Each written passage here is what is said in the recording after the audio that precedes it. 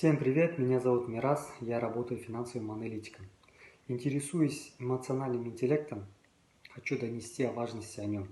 Как утверждает американский психолог и эксперт в этой области Даниэл Голман, чтобы достичь успеха в семье и на работе, очень важно иметь эмоциональный интеллект.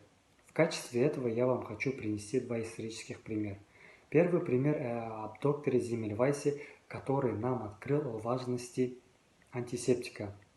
Но на тот момент, когда он с этим открытием пришел в научное общество, его не приняли, потому что он не имел достаточно доказательств. Несмотря на это, он ставил свое открытие, свою идею, свое утверждение выше окружающих, и он сильно был одержим своей идеей. И все это в итоге не закончилось для него успехом. В возрасте 47 лет он закончил свою жизнь в психиатрической больнице. Только после его смерти, спустя 20 лет, научное общество приняло его идею. Второй случай о докторе Гарви, который для нас открыл, что кровь циркулирует по нашему организму и наше сердце играет роль насоса.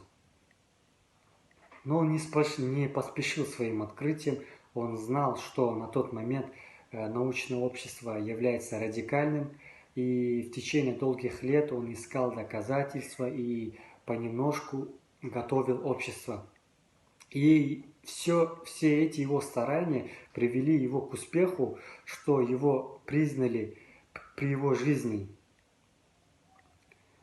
И два этих исторических факта показывают о важности держать себя и взаимодействовать с окружающими, несмотря на свою правоту, несмотря на свое утверждение.